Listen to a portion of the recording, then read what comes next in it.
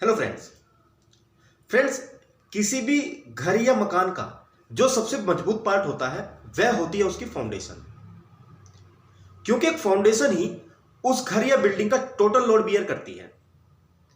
पर एक फाउंडेशन भी तभी मजबूत होती है अगर उसकी डेप्थ, उसकी कंक्रीट क्वालिटी और सोइंग कैपेसिटी अच्छी हो।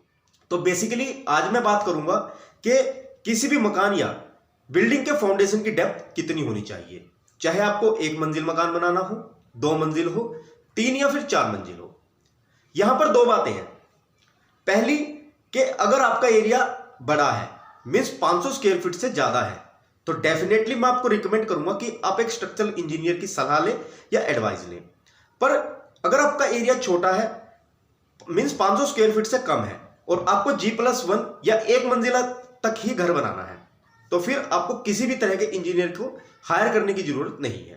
इन जनरल प्रैक्टिस होता क्या है कि हम अपना मकान बनाने के लिए किसी भी कॉन्ट्रैक्टर को हायर करके उसे मकान बनाने का कॉन्ट्रैक्ट दे देते हैं और कॉन्ट्रैक्टर अपने हिसाब से फुटिंग की डेप्थ डिसाइड करके घर बना देता है। जनरली वह पैसा बचाने के लिए फुटिंग की डेप्थ को कम रखता है। इससे होता क्या है कि कुछ समय के बाद हमारे घर में क्रैक आने लगते हैं, क्योंकि कॉन्ट्रैक्टर फुटिंग की डेप्थ को 3 फीट तक ही रखता है। तो अगर आप 1 मंजिला घर बना रहे हैं और आगे फ्यूचर में भी आपको इस मकान को 2 मंजिल या 3 मंजिल नहीं करना है, तो फिर तो आपकी जो ये फुटिंग की डेप्थ है ये सही है। पर अगर आप ये प्लानिंग कर रहे हैं कि इन फ्यूचर मैं इस मकान को 2 मंजिल या 3 मंजिल तक लेकर जाऊंगा, तो फिर आपकी ये डेप्थ सही नहीं है, क्योंकि आगे चलने के बाद इस मकान पर ज्यादा स्ट्रक्चरल लोड होने के कारण और फुटिंग की डेप्थ कम होने के कारण इसमें प्रॉब्लम्स आएंगी। तो अपने कॉन्ट्रैक्टर को आप ये पहले ही बता दें कि भाई इन फ्यूचर मुझे इस मकान को 2 या 3 मंजिल तक उठाना है, तो फुटिंग की डेप्थ उस हिसाब से ही देना। तो ओके फ्रेंड्स, तो आइए अब हम जानते हैं कि 1 मंजिला, 2 मंजिला और 3 मंजिला घर बनाने के लिए फुटिंग की मिनिमम डेप्थ क्या होनी चाहिए। तो दोस्तों मैं आपको बता दूं कि किसी भी मकान के फाउंडेशन की डेप्थ, किसी भी मकान के नींव की गहराई मेनली 4 बातों पर डिपेंड करती है।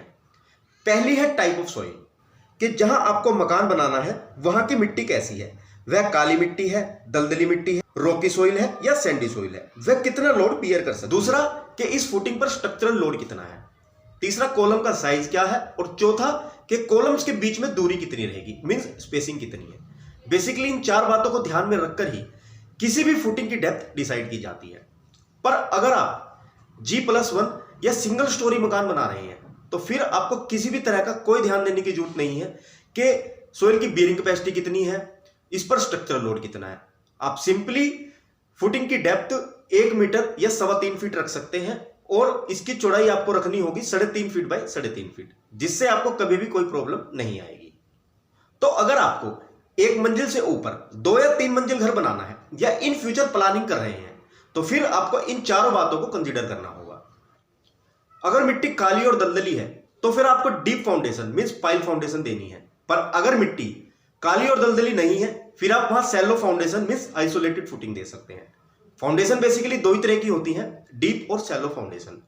डीप फाउंडेशन में फाउंडेशन की डेप्थ इसकी चौड़ाई से ज्यादा होती है, पर सैलो फाउंडेशन में इसकी डेप्थ इसकी चौड़ाई से कम रहती है। 2 मंजिल या इससे ऊपर घर बनाने के लिए आपकी जो नींव की गहराई रहेगी वह कम से कम 4 से 5 फीट रहेगी और इसकी चौड़ाई 4 फीट बाय 4 फीट। एक बार मैं आपको और बता देता हूं कि अगर आपका G+1 और सिंगल स्टोरी मकान है, तो उसके लिए आपकी जो फुटिंग की डेप्थ है वह 1 मीटर या 3.25 फीट रहेगी और इसकी चौड़ाई 3.5 फीट बाय 3.5 फीट तक रहेगी।